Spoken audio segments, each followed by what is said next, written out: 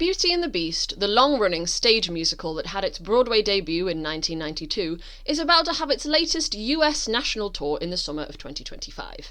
This particular tour is based on the 2021 UK tour, which was notable for being the first time, I think, that the show would premiere with black actors in both the roles of Belle and the Beast.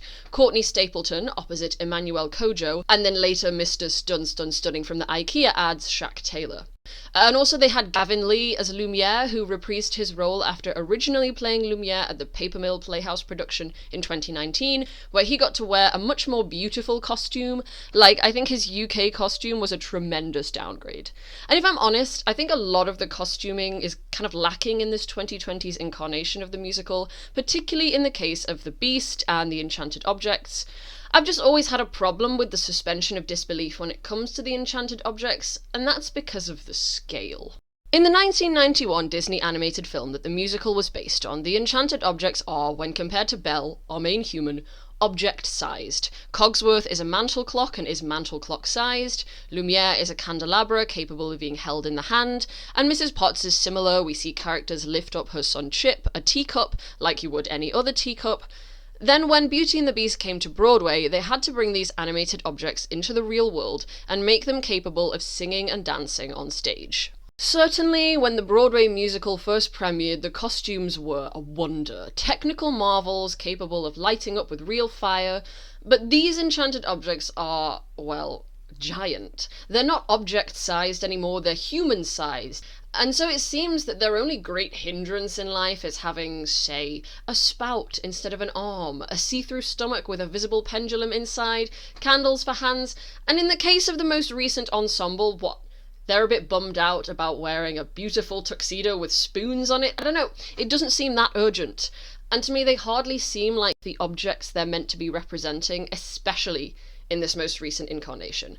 Honestly, when the UK tour was announced way back in 2021, before they officially revealed the costumes, I'd actually been hoping they'd go in a direction a little more seaward. All aboard the Disney Wish! The cruise ship on which Beauty and the Beast, the Cruisicle, first premiered. So keen Disney fans, I'm sure, are aware, but if you're not, part of the entertainment on Disney cruise holidays are the live musical theatre shows. Sometimes you might get a medley-type review with songs from various productions, like those Night at the Musicals-type affairs, and other times you'll get what are essentially abridged Broadway shows. By the way, watch Disney Dan's video about the Toy Story Cruisicle because it makes me absolutely cry laughing, and also he gives a much more in-depth explanation of the nature of the Disney cruise shows. Now, the original Broadway production of Beauty and the Beast was a response to the 1991 film, as was the live-action remake of 2017. And so, in turn, the Cruisicle is a response to the live-action remake. And I will go on record as a Disney live-action remake hater. I've got a 60k note Tumblr post to back it up. But in the case of the Cruisicle, then I have to say, I think it does have some value, the live-action movie, I do, and that value is this: the choice to realise the enchanted objects' live-action character designs via puppetry. The use of puppets in theatre is long established across history, of course, but Disney didn't quite catch on to it in time for Beauty and the Beast's 1992 Broadway debut. It wouldn't be until 2 years later at the premiere of The Lion King on Broadway that we'd see puppets in a Disney stage musical, and since then they've kept up with it by making use of puppetry to portray that horrible little man Olaf in Frozen. Now, a lot of what I've got to say about the 2017 live-action remake of Beauty and the Beast has been said by other people, and long ago now, so I won't go greatly into detail about what I disliked, but you should know that I thought that the 3D CGI enchanted objects looked bad. Not because they didn't particularly look like the objects they were meant to be, far from it, but they were so visually lifeless in rooting their appearance in real-world objects and replicating on screen the limitations of real-world materials like metal, wood, and ceramic. There could be no squash and stretch, no exaggeration of pose, really no expression to speak of, and I would say no ability to have humour, which I think it also just kind of speaks to the nature of the whole live-action remake phenomenon in itself. Some could argue that, but doesn't that make it more obvious that they're suffering under the curse, being so very far from human visually? And to that I would say certainly, but that's very bleak, especially for a Disney stage musical, which is what I'm trying to create the best version of here. You've seen the title of the video. However, as much as I've just said it didn't land for me on film, I think that in transplanting those object designs into puppetry, it's actually really made them work. The Disney Wish team claims that, for the first time on stage, the enchanted objects are presented at their intended scale. I would say probably a teensy bit larger if we're being truthful, but, you know, at a good size to be seen from reasonably far back in the audience. If we do a true side-by-side comparison, we can see that the puppets aren't even total transplants of their CGI counterparts, but more like gently blended with their 1991 versions. Mrs. Potts is a little rounder, and with that pop of red lip she's got some colour back, bringing her a little closer to her 1991 self again. Chip does not have an onstage performer, and seems to be a simple, radio-controlled thing that doesn't have a movable face the way his mother does, but is capable of blowing out bubbles, and uses pre-recorded audio for his lines. Cogsworth has a somewhat simplified look, reducing those really fine details, and bringing him again back to his warm brown and gold colour scheme too. This Lumiere puppet that we see this nice close-up of has a face that reminds me of Woody from Toy Story, though at some point the creative team had also tried him out with a less cartoony face that more closely resembled his 2017 incarnation. The body has something of a halfway point between the dead candlestick appearance in the 2017 movie and the little metal man version of him that the film kind of picks and chooses with in regard to like his physical limitation. This puppet has the swoops that kind of call to the candelabra version but still look like crossed legs. It's cute. Then the Plumette puppet looks very much like the 2017 version, just again, a bit bigger and a bit rounder. She seems to have two modes, so possibly in the show is two different puppets, one mode being held close to the hand and the other on a long stick that allows the performer to fly her above the rest of the cast. And when I watch these puppets in action, I feel they actually do get across the idea of physical limitation better than their CGI counterparts. Like, take a look at this CGI Cogsworth and how his metal arms still kind of just bend like they're made of rubber. I mean, at this point, they might as well just be the cartoon version. But when it comes to the puppets, like, they don't move like they're rubber. They can only move where there's a joint physically built into the puppet, which is placed where it'd be sort of realistic for it to be on the actual object. I particularly like watching Cogsworth walk around, and it's so fun to see the performers visibly puppeteer the characters, blinking their eyes and flapping open their mouths. It's playful, and I'm being quite specific here in referring to them as performers rather than strictly as puppeteers, because the direction here specifically highlights not only the enchanted object, the clock or teapot that's physically present in the world of the show, but also the spirit of the character. They've done this wonderful thing with the costuming that presents the actors as the ghosts of their former selves, so they're in full costume rather than blend into the background blacks or hidden completely from view. These ghost costumes are very much in keeping with the Rococo-inspired costumes of the live-action film, though I would say probably meant to be a little bit more what you'd expect a servant to be dressed like. In the case of Mrs. Potts, who's got more of a proper bonnet on than Emma Thompson's little hair doily thing, and especially so in the case of Plumette, whose ghostly costume looks much more like that pop culture image of how a French maid dresses, rather than the costume worn by Gugu Mbatha-Raw.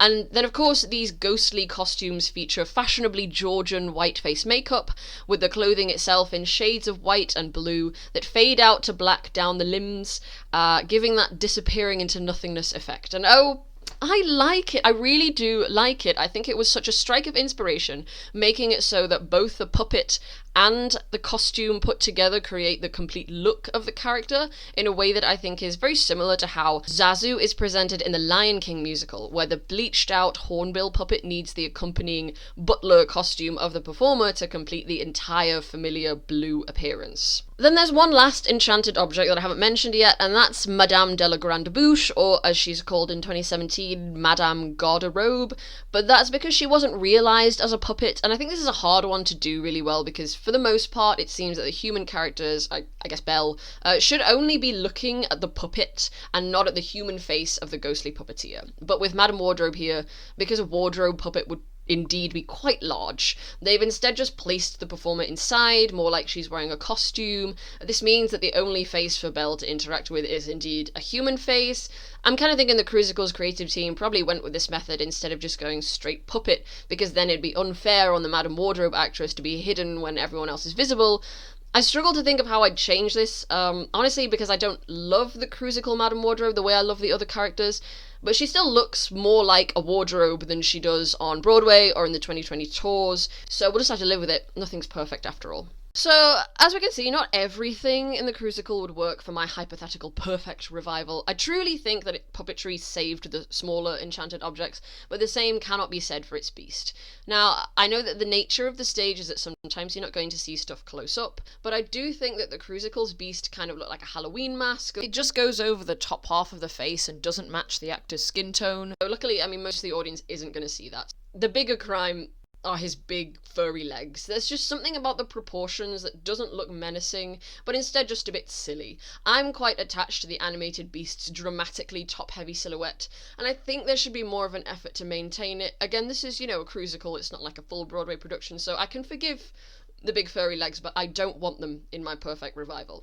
So what else could we use? I think the original Broadway Beast with his open shirt, hairy chest, and big gold medallion looked pretty ridiculous too, though less so when he's got his blue suit on, whereas the 2021 UK Beast's makeup look was comparatively subtle, opting to nix the tusks, which I think was for the better. I don't love the ridged Bajoran-looking nose, but that's a nitpick. I like the wig and the overall look. I do also like the comparatively sleek silhouette, and it was the right choice not to give him the big, thick, furry legs. This leather jacket is really cool, though anachronistic, and I think the gold boots of his ballroom outfit are nice in combo with the trousers. I think it just about calls to the idea of legs with hooves, which I know that the animated beast doesn't actually have, as he's got wolf-like legs, but I feel can still work for a more bestial shape. There is a part of me that wonders if puppetry could work to realise the beast, but then I remember Josh Groban's pug-like street puppet style costume from the 30th anniversary showcase, and I changed my mind. I think the kind of interactions that need to happen between specifically Disney's Belle and the Beast just wouldn't be successful without some actual human facial expression, body language, and closeness. It was weird as hell with Josh trapped inside that skeleton cage. That said, he did crush it singing Evermore in, hey, a ghostly dark version of his costume, not unlike the Cruisical's enchanted objects, and he really blew auto-tuned Dan Stevens out of the water. Redeemed that song for me genuinely. I thought it was rubbish, but it turns out all it needed was a bit of Groban. So I think the best beast for our hypothetical revival actually still might be the 2020s version. I think the makeup is subtle enough to still be able to portray human emotion, the edgy jacket alters his silhouette enough that his slim physique looks a contrast post-transformation, although this crayon bright spandex looking situation for the finale is a horrendous downgrade, and I think something more like what Josh Groban's got on during the incredible 30th anniversary finale with the more rococo silhouette would work better. In fact, I also think the 30th anniversary had the best Gaston costume, although maybe I'm biased because Joshua Henry really did seem roughly the size of a barge, and he's the absolute handsomest of any Gaston I've ever seen, like the hair, the bod floor. LeFou and Maurice's Cruisical costume seem to take cues from the 2017 live-action remake. I'm not mad at them, so it's whatever really. As for Belle, well, like I've already said, the 2020s revival versions haven't really been hitting for me in the costume department, and Belle is really no exception. So happily we can at least keep the Cruisical's peasant Belle costume, because it's just the 2017 Belle costume, which surprisingly is pretty in keeping with the historical look. Also, on a slight tangent, I really liked that in the 30th anniversary special, the apron worn by her featured the Belle, written in Baybayin, a pre-colonial Filipino script, as a nod to her's Filipino heritage. Uy, Philippines! Philippines! Woo! It's just the Emma Watson approved ball gown that looks more like a prom dress, where the 2017 Belle costume falters, and unfortunately, the Cruisical maintained the prom dress.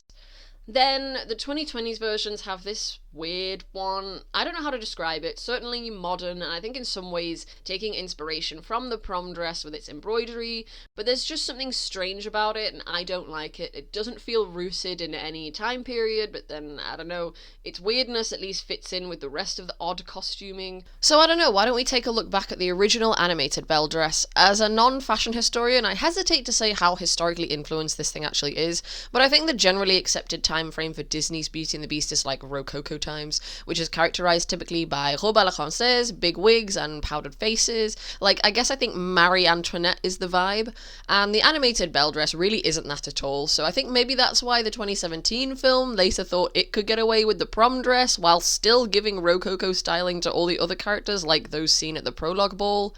The original Broadway Belle dresses, I feel, come closest to taking that animated dress and making it historical, because I think it looks like this dress in this fashion plate from 1840, which is a bit later than the Rococo period, though obviously still historical to the modern eye. It's got that same big skirt and the hairstyle, and the off-shoulder neckline that still calls to the animated dress, but the look overall is very, like, Southern Belle to me, rather than French Rococo. Still, I do love that the finale dress has got those roses on it. That's nice. Anyway, I don't personally see the problem with just taking Belle back to her intended time period and giving her a robe à la française in line with the period that everyone else seems to be from. There's a wealth of historical Belle dresses to be found online, from Mikara Tuas' cosplay to this production in Madrid that both look very Rococo inspired. There's plenty to be inspired by that'll fit in with the rest of the Cruisicle's costuming just fine. And I think that about covers the visuals. So now let me get into what would need to be added to the Cruisicle in order to bring it up to a full Broadway show runtime. Since the whole impetus of this video is creating the perfect revival, I'm going to be using the Cruisicle as the foundation that we'll build on. Not only do I like the puppetry, but I also genuinely do like the set, whereas the upcoming American tour will continue to use the set created for the 2021 UK tour, which has, I don't know, a weird look to it. It's projection heavy, but not in a way that I like, and I think it's so massive that even the human-sized objects kind of look lost and adrift in it, but I'll pick the bits out of the 2020s that I want to keep. Essentially, I'm going to be mashing the Cruisicle and the current/upcoming tour together in my blender again. Okay, you get me. So, full disclosure, I've actually never seen a stage production of Beauty and the Beast in person. I was thinking about it when the UK tour came around in 2021, because there was a part of me that wanted to see tap dancing icon Gavin Lee on stage again, saw him as Squidward in the SpongeBob musical back in New York City in 2017, and he was an absolute showstopper, etc, etc. But in the end, the actual look of the revival really turned me off. But, you know, I've had a wealth of questionably legal recordings to watch, so I have a pretty good handle on the run of the show. Let's open up our mostly Cruisicle-inspired revival the same way that the Cruisicle does, with its unique music box framing device, placing Maurice in the role of the narrator. He sings us a little bit of one of the new songs from the 2017 remake, How Does a Moment Last Forever, which I think of the new songs was honestly fine. After that, he jumps into the narration. Normally, sort of across the whole plane, even right down to the original animated picture, there's a prologue delivered by one of those deep-voiced, omniscient narrators that recounts how the prince became the beast. So, on stage, we get kind of this dramatically lit, silent, theatrical style acting with the big gestures and no dialogue from the characters, and it always kind of plays out the same way, with a prince actor, sometimes the one who actually plays the beast and sometimes not. In the Cruisicle, I think it was not, so they could do a simple go dark and switch, and an enchantress who casts the spell and transforms him. Maurice lifts up the little music box figurines in tandem with the silent actors, and I really like that he's placed in front of a scrim, which casts like dreamy haze over the flashback happening behind him. If I could take it a little bit further, I'd have had the light and the sort of scrim done in such a way that the characters are maybe entirely in shadow. Something else that I think the Cruisicle also makes really good use of is its projection, with these effects that pull the audience's focus exactly where it wants us to go. And for, say, a touring set, I feel projection is often used a lot these days to do the work of changing scenery without the need for heaps of set pieces, so let's keep that. With our prologue complete, we move into the classic opening number, Belle, which is a hard one to get wrong. It's a Broadway staple. In it, you know, we establish the townsfolk, establish our protagonist, our antagonist, yada yada. You know, I'll even say let's keep that Cruisicle dream ballet for when Belle explains the plot of her favourite book. They add so much, like, cute, creative stuff. I love it. I love you, Beauty and the Beast Cruisicle. When Belle heads home, back on Broadway, there used to be this Maurice and Belle duet, No Matter What, but it was really bad, and I hated it. And actually, it was removed in the 2021 UK tour, so presumably it's still absent going forwards. In the 2017 film, it's at this point when Belle gets home that we first hear How Does a Moment Last Forever.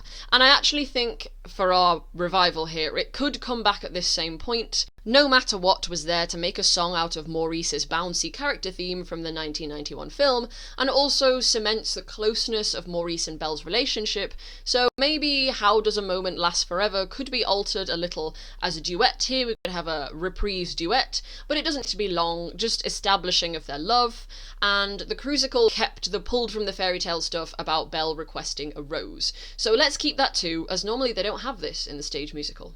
But I like the nod to the old fairy tale. Then we have the wolf chases. There's two in the story, one with Maurice here and then one with Belle later. The 2021 tour actually did something very interesting by employing sort of shadow puppets, not really, it was projection, but you know, shadow puppets, and creative lighting to really ramp up the fear, whereas the Crucicle used like front half puppets operated in a way a bit like the wildebeest in Broadway's Lion King. I'm not mad at either. To be honest, the Crucicle's wolf puppets really weren't bad at all. They're not dissimilar from one of my favourite puppet wolves, Mojo in The Grinning Man, and I think something like that can work because it's possible for it to actually be scary. But I'm gonna give the win to the dramatic shadows because I love a bit of shadow theatre, especially when it's scary. And so too, then, should we try and have a scary beast by doing what even the animated film failed to do and keep the full beast's face hidden until the moment that Belle first sees him. I think that come into the light scene is so dramatic and impactful. In the 1991 film, the remake version of this scene didn't make a splash, like, no one moved. But I just think we should hold back on our beast reveal. So Maurice enters the castle, and let's go with the Crucicle's version of the scene. He goes straight for a rose and is then discovered and imprisoned by a beast that, for now, is always in shadow. The next number is Me, back at the village, which is the Gaston proposal scene just before Belle hits that Belle reprise. You know, the one where she's like, I want adventure in the Great Wide Somewhere. I really don't think much of Me, and I'd be tempted to say cut it. It wasn't in the Crucicle either, but if we need it for the runtime, then whatever. It's fine to play out like it does normally. It does provide some opportunity for physical comedy between Belle and Gaston, so with the right performer, it can be a fun one. Then we have the Belle reprise, the most explicit sort of I want song that I guess has caused a desire to fix her story in the 2017 movie because, like, she doesn't get an adventure in the Great Wide Somewhere. I think this is why we later do need something like the song A Change in Me to let the audience know that what she's looking for has changed. She's no longer feeling the way she did when she sings Belle reprise. And just as she's done singing about her desire for adventure, does an adventure of a sort begin as Belle makes her way to the castle to look for Maurice. She arrives, she tells the beast to come into the light, he does, and then this should be the first time any of us in the audience really get a look at him. Let's be strong with the lighting and high with the drama. The deal is made, and then we've got room for the song Home once Belle is situated by the beast, at Lumiere's strong hint, and not by Lumiere himself. Another weird little thing from the 2017 film that the Crucicle kept and should not have is giving the prince absolutely no opportunities to do the right thing at, like, any point, because Lumiere and Cogsworth relocate Belle behind his back rather than convince him to be, like, even a bit nice to her. And I want to make sure that we can keep, you know, using Home as a musical motif as Belle and the Beast relationship develops, the way surprisingly the Crucicle already does. Despite Home not actually being sung in the Cruise version, we do hear it several times as an instrumental. Notably here, when Belle laments being separated from her father, in the same place she would have just sung it on Broadway or in the tours, and then later here when she's starting to bond with the Beast in the library. Now that's a delicious display of a character's feelings changing via musical motif. Meanwhile, back in town, we have Gaston, a song my sister and I were so obsessed with back when we were kids that we had a brief phase of a couple of weeks where we listened to it every night before bed. During this number, we can have as much beer tankard choreography as we like. And back at the castle, Belle rejects the reluctantly given offer to have dinner with the Beast. Again, absolutely no one in any incarnation, crucicle, live action, tour or otherwise, is giving go ahead and star the oomph that Robbie Benson did back in 1991. So can we please re-inject some drama? I want him to act stroppy and annoying. And then, there's a bit of angst, we're a bit annoyed and sad, and then we get into Be Our Guest. Now this one is so fun in the Crucicle. Normally this would be an excuse for a big show-stopping dance number. Why else would the UK tour have cast Gavin Lee, the best British tap dancer over 50? But since Lumiere has been brought back down to scale, the Crucicles team rework this into like a cabaret situation instead, with various acts featuring dancers and acrobatics and also a fashion show. It's totally unique, fresh and delightful, and I'm obsessed with it. It's a great excuse to get creative with the costumes, with ensemble dressed as cutlery and food, and it's just like so splendid. Thank you, Crucicle team, 1,000 kisses for you. And also Belle actually samples stuff. Sometimes, when we have stage versions of this, she truly does not get to eat anything, but this Crucicle Belle is having a whale of a time with this tasting menu, and we need to keep our girl fed. After Be Our Guest, the next scene is Belle going off wandering where she shouldn't. Belle enters the Beast's chambers, discovering the magic rose, and in a panic, the Beast lashes out and then despairs. There's so little left of me, he says, but it's too late, she's off. So the Beast has a big sad sig about it. If I can't love her, where the Beast laments, saying he's too far gone, he's been a beast too long, he can't love, so there's no hope for him to fulfill the terms that would break the spell. What a drama queen, he doesn't even know. Anyway, with Belle having made her escape, the Beast hits his big high note, and then the song finishes, closing Act 1. Alright, take an interval if you must, go get yourself a little ice cream. I've chosen Roundtree's Fruit Stack. Delicious. The Crucicle doesn't have an interval because Crucicles are only about an hour long, but our Perfect Revival does. So let's get down to Act 2, which opens dramatically with the second of our wolf chases, the one where Belle is fleeing from the castle and gets accosted. I like that in the 2020s tours we have this dramatic moment where the unseen shadow wolves wound the Beast by having the stage go dark apart from this red claw marks that illuminate. I think it looks cool as hell and we can keep it. Once Belle gets the Beast back to the castle, she helps him out and he starts to defrost a little. She realises that she doesn't want to go back on her promise after all. They're starting to get along, and that means that it's time for the song Something There. In the 1991 film, this scene begins with Belle and the Beast having lunch and he displays his lack of table manners due to being like a feral child, I guess, and then the scene moves outside, and in true rom-com fashion, Belle finds it cute to see the Beast blunder around trying to feed the birds, fully defanging him as this so-called monster to both Belle and to us, the audience.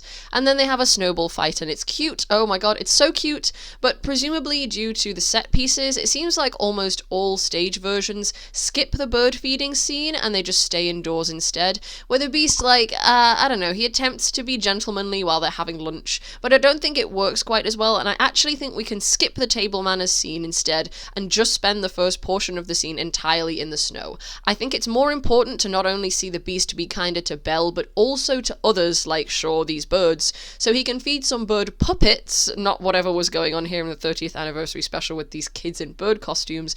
And then, now that the ice is broken between them, the Beast says that he wants to do something nice for Belle, which is the gifting of the library, which in every incarnation of Disney's Beauty and the Beast, bar the 2017 film, is framed just so, as a gift that he's happy and excited to give to her. I can't tell because my bootleg is missing this scene, but it's possible that the Crucicle Beast may unfortunately be more like the 2017 Beast, who, instead of being I have a surprise for you, with bashful hopefulness, he's ugh, you can have it if you like it so much, and he's incredibly dismissive of her interest in romance, which is just so cringe. It's cringe. Make it make sense. He's not lovable. But The 2017 film does kind of keep the same through line that the stage musical emphasizes, that books can be transportive, though it has to be all weird and literal about it by giving the beast this magical book, which is so dumb. It's unnecessary, it's anti-imagination. No, the giving of the library should always be a real gift. The beast thinks that he can't use it himself because he confesses he can't read, or rather, he's got a rusty because he hasn't tried in a decade, but the gift that he gives to Belle becomes a gift that she shares with him as she encourages him, and look, it just really means a lot to me. And something that the stage version added was this conversation where the beast realizes the books can be transportive. When he tells her, "I never knew books could do that. Take me away, make me forget who and what I am." And Belle is like, "Aw, okay," and they hold hands about it.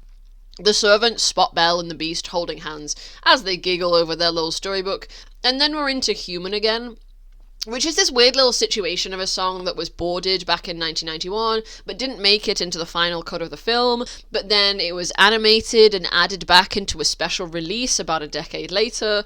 This special release was the version of the film that I had on VHS as a kid, and therefore the only one I knew for a long time. So imagine my surprise when I watched it on the godforsaken Disney Plus app for the first time and it wasn't there. Anyway, it's also in the stage version. And it's basically just the servants expressing their excitement that the spell might end soon. And it makes me tear up every time. When it gets to the end of the song and they're all, like a real human does, "I'll be all that I was," and maybe I just get a bit emotional thinking about a bunch of, ghosts getting to come back to life. Imagine that you've been dead for 10 years, looking through the veil and trapped in something that isn't a body, that you can't feel in, and coming back to life is, finally within your grasp. You know what I mean? Anyway, that said, I feel like this one is kind of hard to visualize in my perfect revival because I generally don't like how it looks on stage. Obviously, it's not in the Crucicle, but the 2020s tours have, the spoon tuxedo wearing ensemble kind of just dancing around, and they look human as anything, so, the impact isn't really there. In the film, this sequence is framed around, cleaning and sprucing up the castle. So, I guess we can have the ensemble ghosts doing that during the bridge. We can do some visible stage rearranging by removing some onstage cobwebs. Plumette is surely not the only feather duster around, so we can have multiple feather puppets flying. Maybe some suits of armor tearing down some raggedy curtains like they do in the animated film. Maybe projections starting to illuminate the shadowy corners of the set. The 2020 tours have this little dance interlude that I think is cute, and it's kind of like a dream ballet, which, until I saw Sexy Oklahoma in New York, I wasn't a fan of, but I've been turned around on dream ballets, so I think it really could work here. We could have puppetless ghost ensemble in the same black and white outfits dancing in pairs, and then bring the focus on our object couple, Lumiere and Plumette, maybe by having them circle each other without touching in the middle of it all. I'm sure we can make good use of the puppets here. During Human again, Belle asks the beast for a do-over, and she proposes a dinner date which he excitedly agrees to, and this, of course, is the titular Beauty and the Beast number.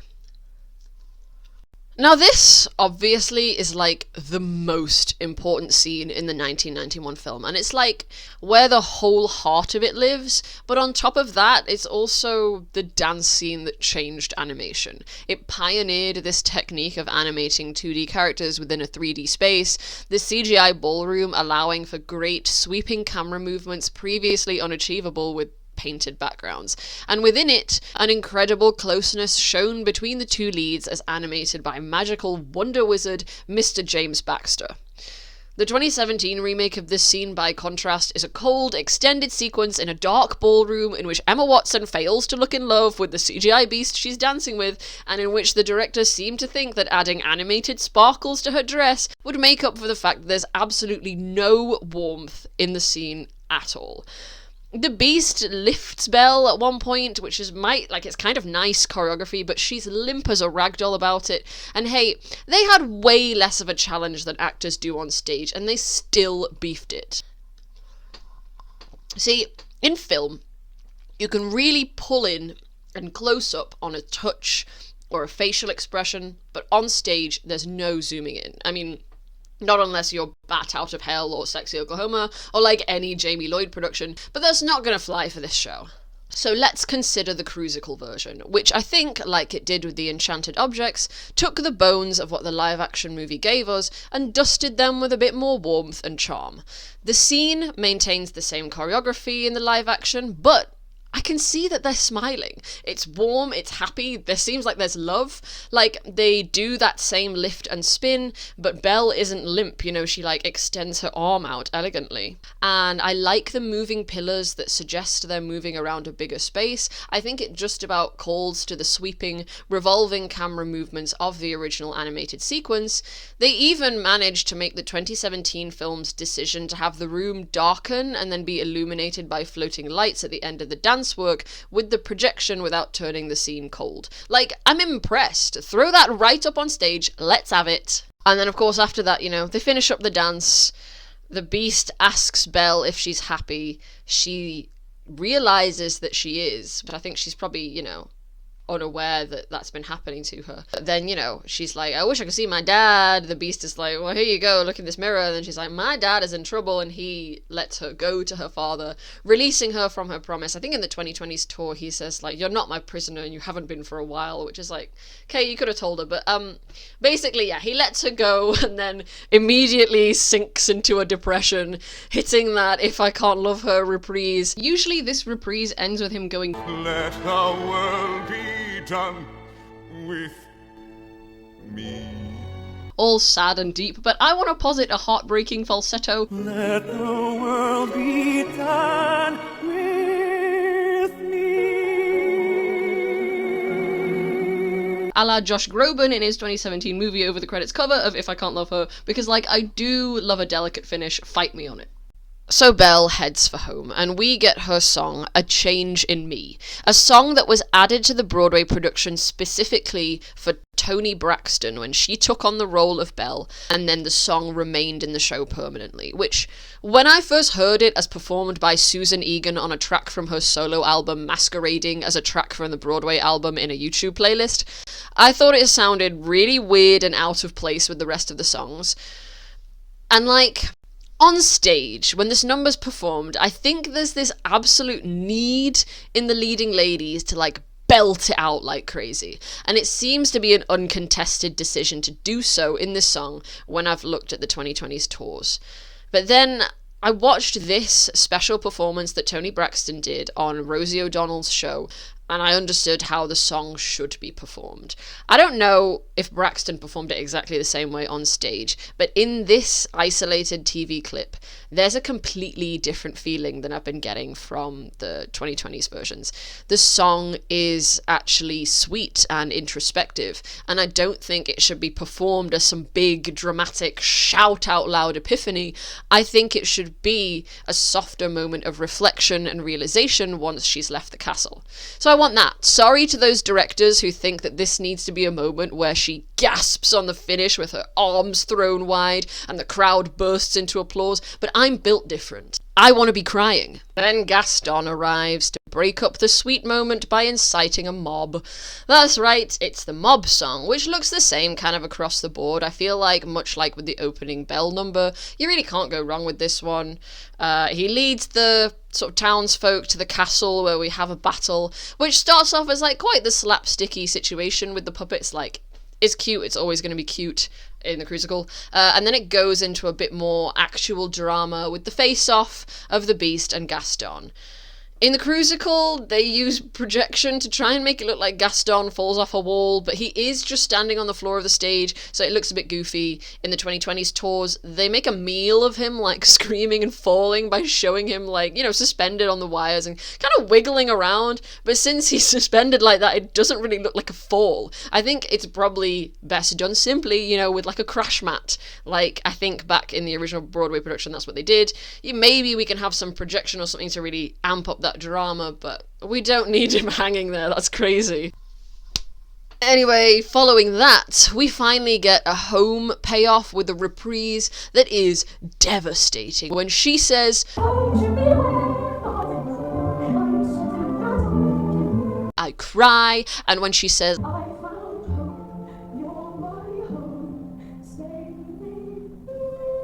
I die! Now, In the Crucicle, like I've said, home is never sung, but present in kind of the instrumental bits, but I want it back, like this, with all the tear-jerking lyrics. I also want to keep the part just before this, actually, where the servants are dying, which takes its cues from the 2017 movie, which had the enchanted objects feel really urgent about breaking the spell, because if the last petal falls, not only will the beast stay a beast, but he will end up alone, as all the servants will become inanimate permanently, like essentially they'll just die. And in the Crucicle, they keep that 2017 scene of the servants trying to console each other in their final moments, but the Crucicle has an instrumental Days in the Sun going on over the reprise. I haven't even mentioned Days in the Sun, because that song is awful, it's so bad. So how about for our perfect revival, because we've got Human Again, let's have an instrumental Human Again reprise. As a Human Again enjoyer, I think this would kill as a reprise, because like Human Again, it's a bouncy and hopeful like waltz or something, you know, it's like it's kind of upbeat, so a slower, sadder instrumental reprise where they seem to have failed to achieve that dream would be like a knife to the gut, like how in Disney's Hercules movie when they use a sad instrumental Go the Distance reprise as Meg dies, and it's like soul crushing. Also devastating is the ghosts stepping back from the object puppets. It's quite the haunting imagery, and I thought Plumette's ghost was like reaching for Lumiere as she stepped back, but it was just a trick of the angle in this video. But if I was a director, I would direct that as a choice, like that should be, heartbreaking.